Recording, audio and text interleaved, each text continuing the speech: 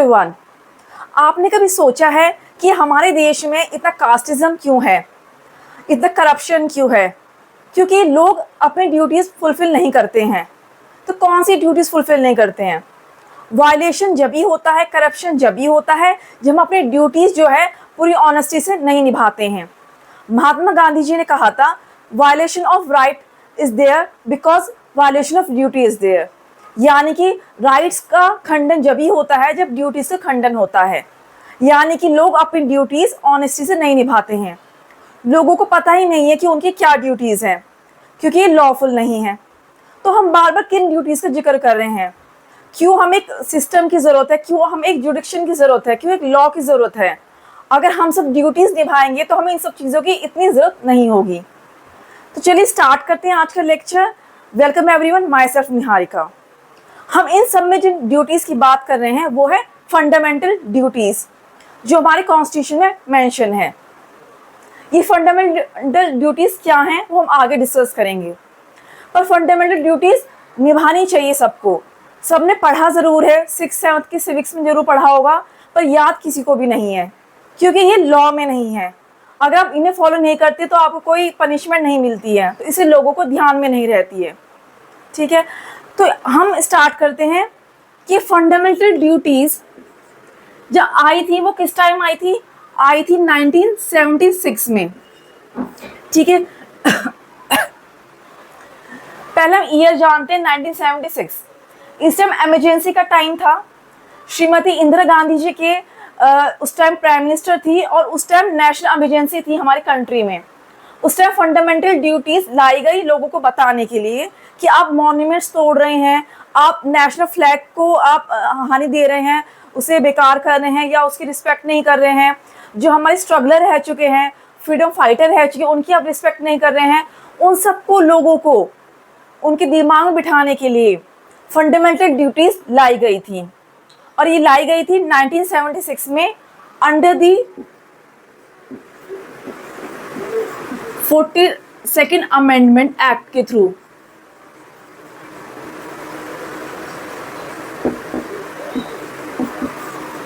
ठीक है, तो फंडामेंटल ड्यूटीज 1976 में 42nd अमेंडमेंट एक्ट के थ्रू लाई गई थी। उस टाइम टोटल 10 ड्यूटीज थी। 2002 में 11th ड्यूटी ऐड करी गई। जब हम डिस्कस करेंगे उस टाइम हम बात करेंगे। तो हम पहले इसके बारे में जानते हैं, बेसिक्स जानते हैं कि 1976 में फंडामेंटल ड्यूटीज लाई गई under the 42nd amendment act. और फंडामेंटल ड्यूटीज कॉन्स्टिट्यूशन के पार्ट 4A के अंडर में आता है। ठीक है, पार्ट 4A आर्टिकल 51A। ठीक है, और पूरे A से लेकर K तक पूरी 11 फंडामेंटल ड्यूटीज मेंशन है अंडर द आर्टिकल 51A। ठीक है, पूरी K तक जाएगी तो पूरी 11 फंडामेंटल ड्यूटीज कवर हो जाएंगी। और ये बनाई गई थी, ये फंडामेंटल ड्यूटीज बनाई गई थी अंडर द कमेटी स्वर्ण सिंह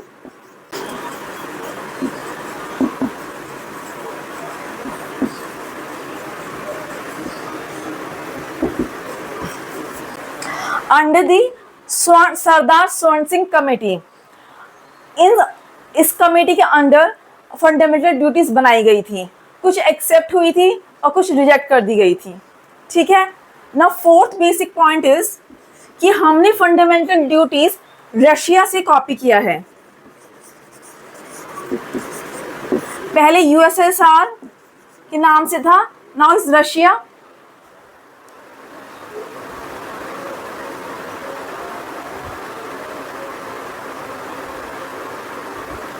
सो fundamental duties is taken from the Russia. ठीक है, हमने हमारा जो कॉन्स्टिट्यूशन है कहीं कहीं से अडॉप्टेड है, कुछ हमारा है, कुछ हमने अमेरिका से लिया है, कुछ हमने रशिया से लिया है, कुछ कहीं से लिया है। तो फंडामेंटल ड्यूटीज़ हमने रशिया से ली हैं। ठीक है, तो ये इसके बेसिक पॉइंट्स हैं जो हमें याद रखने हैं। तो फंडामेंटल ड्यूटीज़ क्यों बनाई गई थी? जिससे लोगों को उनकी ड्यूटीज़ याद है कि as a citizen of India आपकी क्या ड्यूटी है अपनी कंट्री के लिए। आपकी कंट्री आपको इतना कुछ दे रही है तो कुछ तो ड्यूटी आपकी बनती है उसको रिवॉर्ड देने के लिए, आप कुछ तो वापस करेंगे अपनी कंट्री को। तो ये ड्यूटीज 1976 में अंडर 42nd अमेंडमेंट एक्ट के में लाई गई थी, उस टाइम नेशनल इमरजेंसी थी। देन ये पार्ट 4A, कॉन्स्टिट्यूशन के पार्ट 4A में फंडामेंटल ड्यूटीज मेंशन है, और ये fundamental duties under article 51A के अंडर में है। 51A से लेकर K तक फंडामेंटल ड्यूटीज लिखी हुई हैं, ठीक है। ये अंडर दी सरदार स्वर्ण सिंह कमेटी के अंडर में बनाई गई थी, ठीक है, जिसमें से कुछ एक्सेप्ट हुई थी, कुछ रिजेक्ट हुई थी, और 10 जो एक्सेप्ट हुई थी उस टाइम 10 थी। 2002 में एक और ऐड करी गई, जिससे हमारी टोटल 11 फंडामेंटल ड्यूटीज बनती हैं, और हमने फंडामेंटल ड्यूटीज ली है रशिया से। सो एज अ गवर्नमेंट, ये गवर्नमेंट स्टेट के ऊपर भी लागू होती है, एज सिटीजन आपके लिए भी लागू होती हैं। ये ड्यूटीज इसलिए लाई गई थी जिससे आप अगर आप ड्यूटी बाउंड होंगे तो आप रिस्पॉन्सिबल बनेंगे। तो every citizen of India should follow and remember this duties. हम सबको याद रहनी चाहिए ये ड्यूटीज, हमारी ड्यूटी क्या है। पढ़ी सब ने है पर याद किसी को नहीं रहती है, क्योंकि ये लॉफुल नहीं है, ठीक है। यानी कि अगर आप फॉलो नहीं करते हो आपको कोई पनिशमेंट नहीं मिलती है, ठीक है। लोग वही चीज़ याद रखते हैं जिसकी पनिशमेंट होती है। तो ड्यूटीज़ जो है पनिशेबल नहीं है, यानी कि लॉफुल नहीं है, तो लोगों को याद भी नहीं रहती हैं। But as a every responsible citizen of India you should remember your duties and you should follow your duties. आपको अपनी ड्यूटीज़ पता होनी चाहिए और आपको उसको फॉलो करना चाहिए, ठीक है। तो ये तो बेसिक्स इसके पॉइंट्स हो गए कि हम की जो फंडामेंटल ड्यूटीज़ कब आई थी और किसकी कमेटी के अंडर में आई थी और हमने ये कहाँ से ली हैं, ठीक है। अब हमारी फंडामेंटल ड्यूटीज़ क्या हैं? उस टाइम 10 ड्यूटीज़ थी, 11 ऐड करेगी, तो हम सब 11 को हम वन बाय वन डिस्कस करते हैं, ठीक है। सो हमारा फर्स्ट फंडामेंटल ड्यूटी क्या है? टू अबाइड बाय कॉन्स्टिट्यूशन, मैंने शॉर्ट में लिखा है, to abide by constitution and respect its ideals and institution, national flag and national anthem. यानी कि हमें अपने देश के कॉन्स्टिट्यूशन प्लस उसके आइडल्स यानी हमने पढ़े हैं डेमोक्रेसी, सोवरेनिटी, ये सब आइडल्स हैं, इसकी रिस्पेक्ट करनी चाहिए। प्लस हमारा जो नेशनल फ्लैग और नेशनल एंथम है उसकी भी रिस्पेक्ट करनी चाहिए, ठीक है। हमारी ड्यूटी बनती है। अब आप नेशनल फ्लैग को अगर आप तोड़ते हैं या उसके डिसरिस्पेक्ट करते हैं तो ये लॉ में है। इनके बेस पर पार्लियामेंट लॉ बना सकती है और लॉ बनाया भी है। इनमें से 2 पे लॉ बनाया हो, हम आगे डिस्कस करेंगे। तो ये लॉफुल नहीं है, पूरी की पूरी ड्यूटीज लॉफुल नहीं है, पर इनमें से अगर पार्लियामेंट चाहे तो इन पे लॉ बना सकती है। तो जैसे नेशनल फ्लैग है, इसमें बात करेगी कि नेशनल फ्लैग की आपको रिस्पेक्ट करनी चाहिए। तो इसमें लॉ बनाया हुआ है कि अगर आप अपने नेशनल फ्लैग की डिसरिस्पेक्ट करते हैं, उसे फाड़ते हैं, उसे फेंकते हैं या उसके पैर रखते हैं, मतलब जैसे डिसरिस्पेक्ट होती है, अगर आप ऐसा करते हैं तो ये पनिशेबल ऑफेंस है। तो हमारी ड्यूटी क्या बनती है कि हमें अपने कॉन्स्टिट्यूशन की, उसके आइडियल्स की, हमारे नेशनल फ्लैग की और हमारे नेशनल एंथम की रिस्पेक्ट करनी चाहिए, ठीक है। हमारी पहली ड्यूटी ये है। Now second is to cherish and follow the noble ideals which inspired a national and struggle for freedom, ठीक है। अब अगर हम बात करें कि हमारा देश आज़ाद करने में क्या था, क्या उस टाइम मेन पॉइंट्स क्या थे, जो मेन आइडियल्स क्या थे, तो आप बोलेंगे कि नॉन वायलेंस, गांधी जी ने नॉन वायलेंस मूवमेंट चलाया था, तो ये हमारे आइडियल्स हैं, इस वजह से हमारा देश आज़ाद हुआ है। तो क्लैरिफिकेशन एक प्रॉपर मेंशन होनी चाहिए एज ए ड्यूटी में। इन्होंने तो लिख दिया है पर लोगों के माइंड में क्लैरिटी नहीं है। लोग सोचते हैं कि आइडियल्स का मतलब क्या है, नॉन वायलेंस है, ये हो सकता है, पर हमारे जो स्ट्रगलर थे, फ्रीडम जो फाइटर थे, जैसे सुभाष चंद्र बोस, भगत सिंह, ये भी तो हमारे फ्रीडम फाइटर हैं, इनकी वजह से भी देश आज़ाद हुआ है। ये सब आइडल तो थे ही, पर हमारे जो फ्रीडम फाइटर हैं ये भी तो आइडल्स हैं हमारे, तो उनकी भी रिस्पेक्ट हमें करनी चाहिए, ठीक है। तो ये पूरी क्लैरिटी होनी चाहिए कि लोगों के माइंड में कि हमें किस हमें किन किन की रिस्पेक्ट करनी चाहिए। हर चीज़ अगर लॉफुल होगी, हर चीज़ पनिशेबल होगी तभी आप रिस्पेक्ट करेंगे, ऐसा नहीं होना चाहिए। तभी सिस्टम आता है, तभी जुडिक्शिया आती है, क्योंकि हम अपनी ड्यूटीज़ पूरी ऑनेस्टी से नहीं निभाते, हमें पता ही नहीं हमारी ड्यूटी क्या है। अगर हर एक सिटीजन अपनी ड्यूटी निभाएगा तो करप्शन नहीं होगा। एज ए ऑफिसर आपको पता है कि मेरी ड्यूटीज़ क्या हैं, ड्यूटी बाउंडेड हैं, आप पता आप रिस्पॉन्सिबल हैं सोसाइटी के लिए, तो आप ना ब्राइब लेंगे ना कोई किसी गलत का साथ देंगे। ठीक है, तो हर एक इंसान को, हर एक सिटीजन को पता होना चाहिए कि उसकी ड्यूटी क्या है। और फंडामेंटल ड्यूटीज़ क्या जो है सिटीजन ऑफ इंडिया के लिए ही हैं, यानी कि जो फॉरेनर होता है, जो यहाँ आता है, उनके लिए फंडामेंटल ड्यूटीज़ नहीं है, खाली यहाँ रहने वालों के लिए ही है, यानी सिटीजन ऑफ इंडिया के लिए ही है फंडामेंटल ड्यूटीज़। ठीक है, अब ये दो आपको समझ में आई। हम नेक्स्ट बढ़ते हैं। हमारा थर्ड ड्यूटी क्या है? To uphold and protect the sovereignty, unity and integrity of India, यानी कि हम अपने देश की एकता को बचाएंगे, सोवरेनिटी को बचाएंगे और इंटीग्रिटी को बचाएंगे। हमारे देश में यूनिटी होनी चाहिए, सोवरेनिटी होनी चाहिए और इंटीग्रिटी होनी चाहिए, और उसे हम प्रमोट करेंगे। जो है उसको हम बचाएंगे और आगे हम उसको प्रमोट करेंगे कि और बढ़े। Fourth is to defend the country and render national service when called upon to do so, हम अपनी कंट्री को बचाएंगे। सपोज वॉर होती है तो हमारा जो, ये नहीं कि जो आर्मी है, डिफेंस है, उन्हीं का ही है, एज सिटीजन हमारा भी रोल बनता है कि हम अपनी कंट्री को बचाएं, और जब ज़रूरत हो तो हम अपनी सर्विस अपने देश को प्रोवाइड करें। जैसे कोरोना के टाइम पर डॉक्टर्स ऑन ड्यूटी थे, नर्सेज ऑन ड्यूटी थी, पुलिस ऑन ड्यूटी थी, बहुत सारे थे, हम सब आराम से घर में थे, पर जो डॉक्टर्स थे, नर्सेज थे, मेडिकल जितना था वो सब ड्यूटी पे था, क्योंकि हमारे देश को उस टाइम ज़रूरत थी। तो ऐसा नहीं है कि लड़ाई के टाइम ही ज़रूरत होती है, दूसरे देश से हमारी लड़ाई होगी तो आप जाके बॉर्डर पे खड़े होंगे, ऐसा नहीं है। कोरोना के टाइम पे हमारे देश को एक दूसरे की ज़रूरत थी, तो उस टाइम डॉक्टर्स आए आगे, वो भी एक वॉरियर्स थे। तो ऐसे अगर कोई कंडीशन आती है फ्यूचर में तो हमें अपनी सर्विस प्रोवाइड करनी चाहिए अपने सिटीजन्स को, अपनी कंट्री को। आपने देखा हो कभी कभी जो डॉक्टर स्ट्राइक पे चले जाते हैं, उनका अपना वैलिड रीज़न है कि बाई चांस उन्हें पे नहीं मिलती है उनकी सर्विस के हिसाब से, उनकी ड्यूटी के हिसाब से, उनकी वर्किंग आवर्स के हिसाब से, पर उन्हें भी सोचना चाहिए कि being a citizen of India तो आपको अपने लोगों की मदद करनी चाहिए, बिकॉज ये हमारी ड्यूटी है। अगर कोरोना के टाइम भी आपने देखा होगा कि बहुत से नर्सेज चले गए थे स्ट्राइक पर, तो ऐसा नहीं होना चाहिए। आपका अपना पॉइंट वैलिड है, पर आपको लोगों के बारे में सोचना चाहिए, क्योंकि ये आपकी ड्यूटी बनती है। ठीक है, जब भी तो आप हमारे देश में एक ऐसा कल्चर ला पाएंगे कि हम एक दूसरे की मदद कर पाएंगे, तो ये हमारी ड्यूटी बनती है। अब वो स्ट्राइक पर चले गए तो वो पनिशेबल ऑफेंस तो ये है नहीं कि जाके उनको जेल में डाल दिया।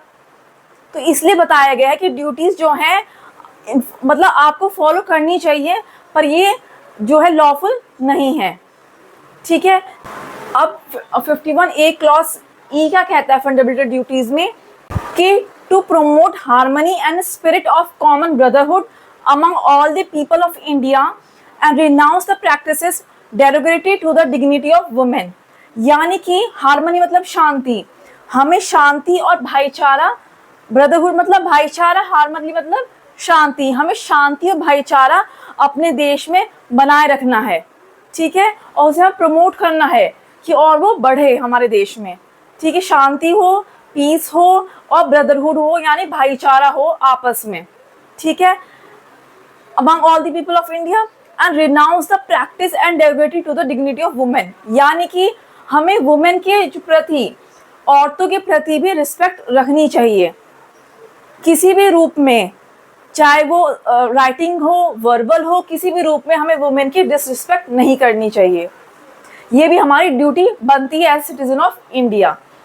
आपने देखा होगा आजकल बहुत सारी मूवीज़ बन रही है या OTT में बहुत सारी वेब सीरीज़ आ रही हैं जहाँ पर वर्बल लैंग्वेज बहुत गलत हो चुकी हैं, यानी कि बहुत ट्रेंड हो गया, कल्चर हो गया है कि गलत बोलना औरतों के लिए, या वैसी भी नॉर्मल लैंग्वेज, फॉल लैंग्वेज बहुत इस्तेमाल होने लगी है।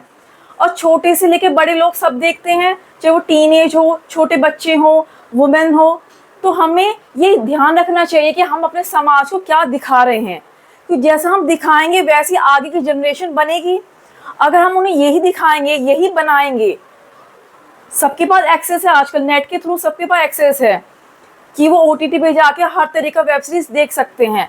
पर ये हमारी ड्यूटी बनती है कि हम क्या दिखाना चाह रहे हैं। तो हमें ध्यान रखना चाहिए कि हम इतना वायलेंस ना दिखाएं कि लोगों के माइंड में ये रहे कि कितना वायलेंट हम बन सकते हैं। फॉल लैंग्वेज यानी कि कुछ अभद्र भाषा हमें यूज़ नहीं करनी चाहिए।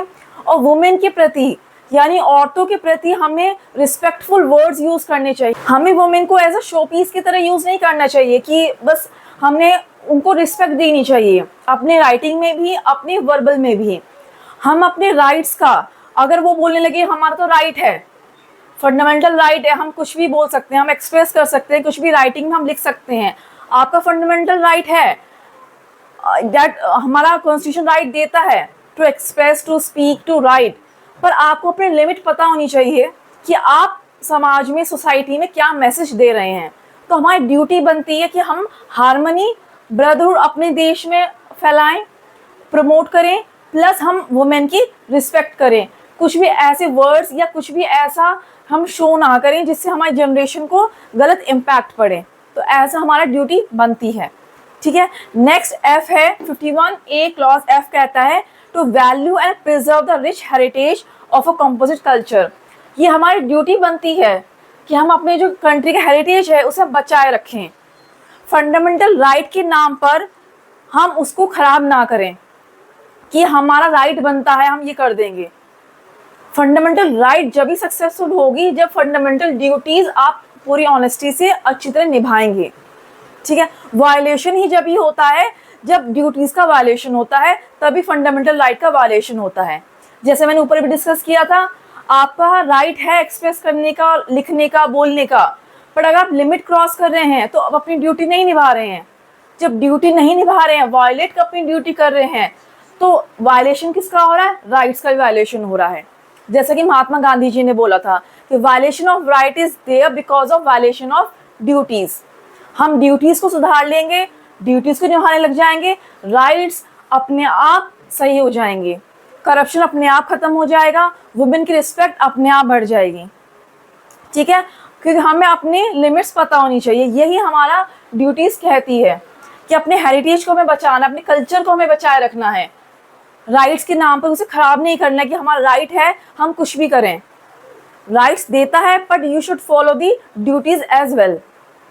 हमें ड्यूटीज भी निभानी चाहिए। नाउ नेक्स्ट हम डिस्कस करते हैं 51A क्लॉज G कहता है to improve natural environment and have compensation for living creations. यानी कि हमें अपने इन्वायरमेंट को बचाना चाहिए, पेड़ पौधे बचाने चाहिए, उनकी तरफ हमारी ड्यूटी होनी चाहिए। प्लस जो लिविंग क्रिएशंस हैं जैसे डॉग हो गए, काव हो गई, उनके प्रति भी हमारी उतनी ही ड्यूटी बनती है जितने की ह्यूमन बींग्स के लिए है। ऐसे नहीं हम जाके बहुत से लोगों को, बहुत साइकिक लोग होते हैं कि जाके ऊपर 12th फ्लोर पे गए, जाके वहाँ से छोड़ दिया किसी क्रिएचर को और वो देख के मज़ा आता है उन्हें। ऐसा नहीं होना चाहिए। कोई भी एनिमल हो, कोई भी बर्ड हो, कोई भी क्रिएशन हो, जो हमारा लिविंग क्रिएशन है उसके लिए भी हमें ड्यूटीफुल होना चाहिए।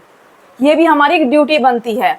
आपस में एज ए ह्यूमन बीइंग तो हमें होना ही चाहिए। प्लस हमें अपने इन्वायरमेंट के लिए, जो हमारा नेचुरल इन्वायरमेंट है, पेड़ पौधे हैं, उनके लिए भी हमारी ड्यूटी बनती है। प्लस जो लिविंग क्रिएशंस हैं, एनिमल्स हैं, बर्ड्स हैं, उनके लिए भी हमें उतना ही ड्यूटीफुल, उतना ही रिस्पेक्टफुल होना चाहिए।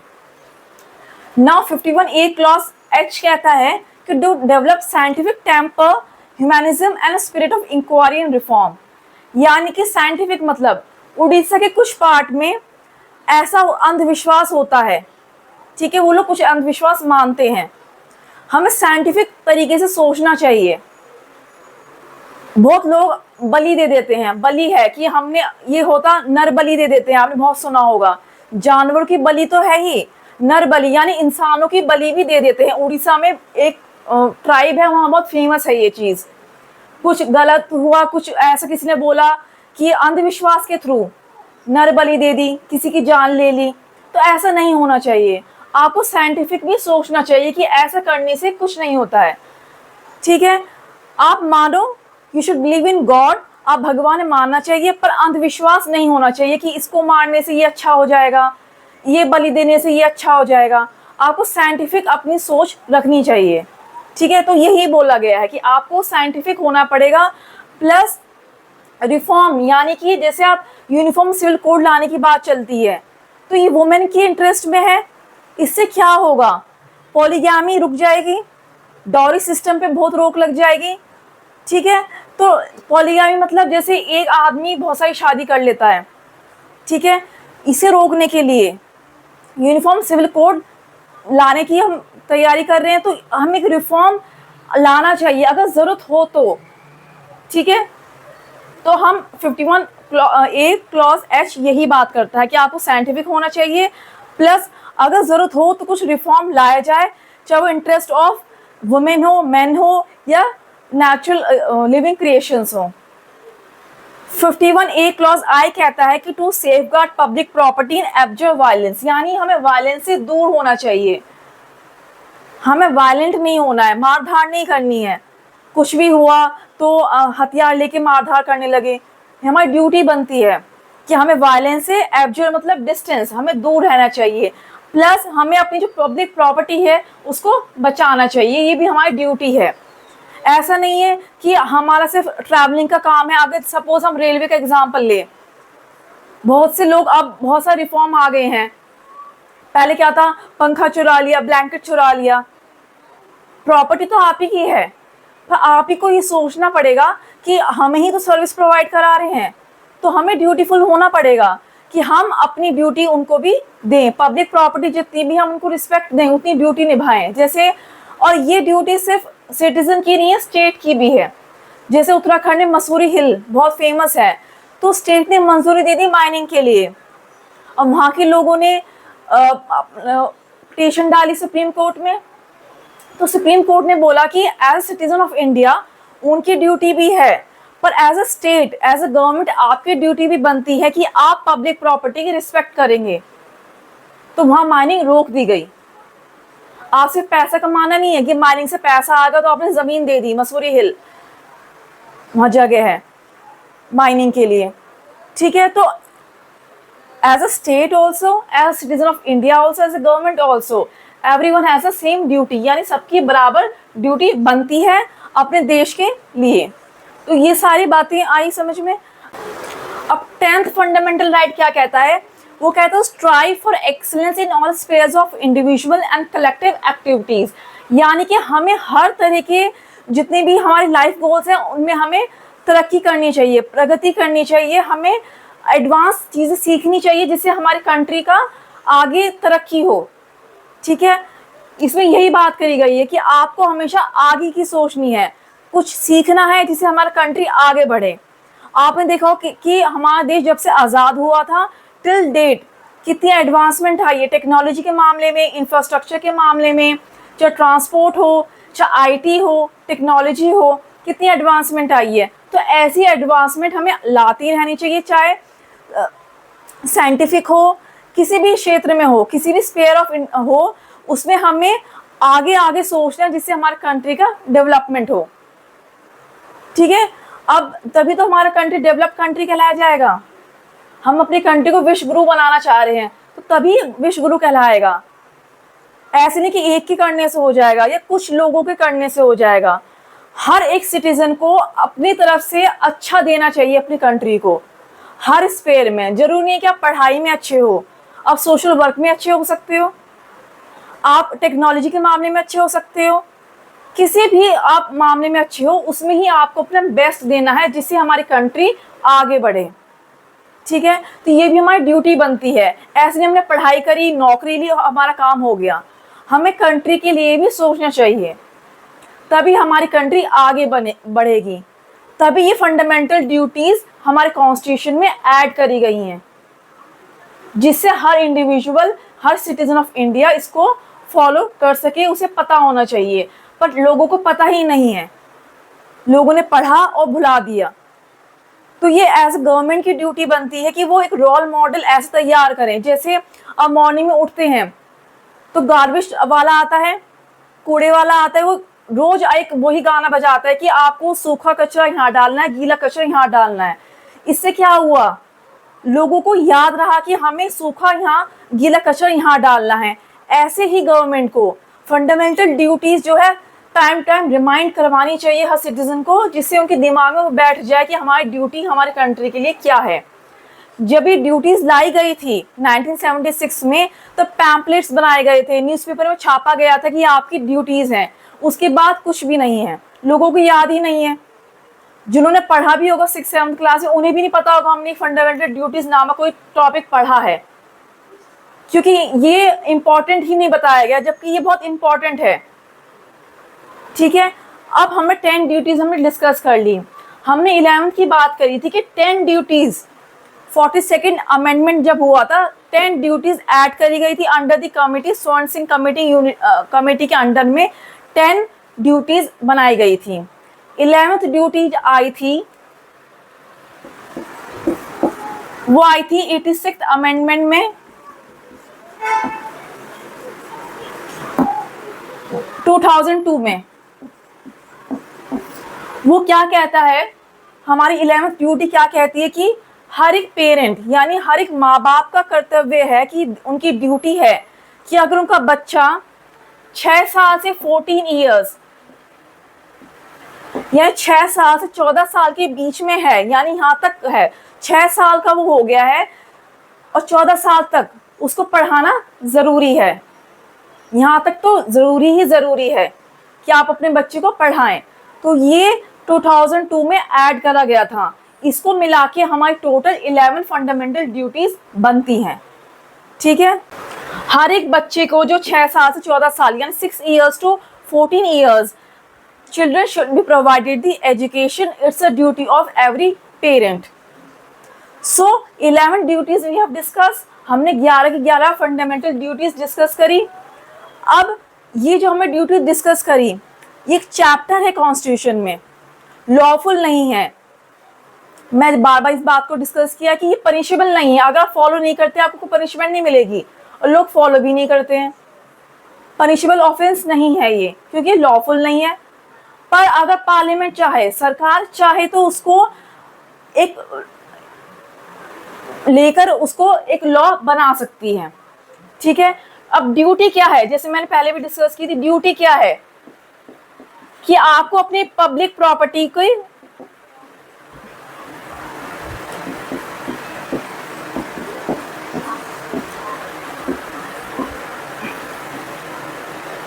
अपने पब्लिक प्रॉपर्टी की आपको रिस्पेक्ट करनी है, उसको बचाना, खराब नहीं करना है, ये हमारी ड्यूटी है। अब इसको लेके पार्लियामेंट ने लॉ बनाया। अब लॉ क्या कहता है कि अगर आप पब्लिक प्रॉपर्टी को नुकसान पहुंचाते हैं, उसे खराब करते हैं, तोड़ते हैं किसी भी रूप में, तो आपको कंपनसेशन देना होगा। तो अब ये ड्यूटी लॉफुल बन चुकी है। नेशनल फ्लैग के बारे में डिस्कस किया था। हमारी फर्स्ट ड्यूटी क्या आती है, हमें नेशनल फ्लैग और नेशनल एंथम की रिस्पेक्ट करनी चाहिए। तो नेशनल फ्लैग की रिस्पेक्ट करना हमारी ड्यूटी बन गई। अब उस ड्यूटी को लेके पार्लियामेंट ने लॉ बना दिया कि अगर डिसरिस्पेक्ट करते हैं आप, तो ये आपको कंपनसेशन देना होगा। सरेआम अगर आपने कर रहे हैं, तो आपने देखा होगा कि बहुत सारे वीडियो बनाते हैं लोग कि इसने झंडा फाड़ दिया, ये कर दिया। तो आपको अपने फ्लैग की रिस्पेक्ट करनी है। अगर नहीं करते हैं तो ये पनिशेबल हो सकता है। ठीक है, ऐसे ही पब्लिक प्रॉपर्टी को आप डैमेज करते हैं, अगर वायलेंस का आप करते हैं, उसे तोड़ते हैं, उसे खराब करते हैं, तो आपको कंपनसेशन देना होगा। तो ड्यूटी के हिसाब से उन्होंने लॉ बनाया है। सारी ड्यूटीज जो हैं लॉफुल नहीं है, पर अगर पार्लियामेंट चाहे तो कुछ भी ड्यूटी को लेकर उसको रेफरेंस पॉइंट लेकर लॉ बना सकती है। जैसे हमने यहाँ बात करी पब्लिक प्रॉपर्टी की। ठीक है, अब आपको क्या लगता है कि फंडामेंटल ड्यूटीज एक चैप्टर बना देने से ही काम चल जाएगा? नहीं, हमें हर एक को रोल मॉडल बनना पड़ेगा, एक वैल्यू सिस्टम लाना पड़ेगा। और वैल्यू सिस्टम क्या है? लोग क्या करते हैं कि पहले अपने बारे में सोचते हैं कि मुझे पढ़ना है, मुझे नौकरी चाहिए। ऐसा नहीं होना, पहले हमें अपने देश पहले रखना है। जैसे जापान में भी फंडामेंटल ड्यूटीज है। अब जापान में क्या है, वहाँ इतना एडवांसमेंट कैसे है? अब आप वहाँ देखते हैं कि लोग कहते हैं वहाँ जापान में जाइए, वहाँ कितना अच्छा सिस्टम है, वहाँ कितनी अच्छी पुलिस है, वहाँ कितना अच्छा लॉ है, वहाँ हर एक सिटीजन ऐसे करता है, हर एक सिटीजन ऐसे करता है। पर वहाँ सब कुछ अच्छा इसलिए है क्योंकि वहाँ का हर सिटीजन अपनी ड्यूटी पूरी ऑनेस्टी से निभाता है। वहाँ को पता है कि अगर कुछ गलत होगा तो उनकी कंट्री की डिसरिस्पेक्ट होगी पूरे वर्ल्ड में, तो अपनी कंट्री को पहले रखते हैं। वो साफ सफाई वो इसलिए रखते हैं कि उन्हें ज़रूरत है, साफ सफाई वो इसलिए रखते हैं कि उनका देश साफ रहना चाहिए, उनकी देश की एक अच्छी इमेज होनी चाहिए बाकी देशों के सामने। तो जापान इसलिए उसको आगे है क्योंकि वो वहाँ का हर सिटीजन अपने देश को आगे रखता है। अपने इंडिया में भी ऐसा हो सकता है अगर हम वैल्यू सिस्टम फॉलो करेंगे। तो वो वैल्यू सिस्टम क्या है कि हमें अपना देश पहले रखना, यानी our country should come first. ठीक है, तो हमें हर एक सिटीजन ऑफ इंडिया को, हर एक भारतीय नागरिक को अपना देश पहले रखना है, फिर अपने आप को बाद में रखना है। फिर देखना देश को इतने जो लॉ है, इतने कानून, इतने सख्त कानून की कभी जरूरत ही नहीं पड़ेगी। एक बाइंडिंग के लिए एक लॉ जरूरी होता है, पर आप हर एक चीज के लॉ बनाना पड़ जाए तो ये हमारी ड्यूटी पर एक क्वेश्चन मार्क है। तो being a citizen of India, तो आपको सारे अपनी ड्यूटीज याद होनी चाहिए, और as a UPSC aspirant also आपको पूरी 11 ड्यूटी याद होनी चाहिए, क्योंकि ये प्री में भी आपसे क्वेश्चन पूछ सकते हैं कि इनमें से कौन सी जो है ड्यूटी फंडामेंटल ड्यूटी नहीं है, क्योंकि प्री एमसीक्यू बेस्ड है। डिस्क्रिप्टिव में भी आपसे पूछ सकते हैं कि what are the 11 fundamental duties written in the constitution of India, या what are the limitation of fundamental duties. कुछ भी तरीके से क्वेश्चन आ सकता है। तो आप being a student, being a aspirant also, आपको पूरी 11 के 11 ड्यूटी अपने माइंड में याद होनी चाहिए। आपको पता होगी तभी तो जब आप एमसीक्यू में जाके सही गलत मार्क कर पाएंगे। ठीक है, तो ये हमारी फंडामेंटल ड्यूटीज यहाँ कवर होती हैं। नेक्स्ट हम जो स्टार्ट करेंगे वो स्टार्ट करेंगे फंडामेंटल राइट्स, जो बहुत इंपॉर्टेंट है हमारे एग्जाम पॉइंट ऑफ व्यू से। ये भी इंपॉर्टेंट है, वो भी इंपॉर्टेंट है। So don't miss the class. Thank you.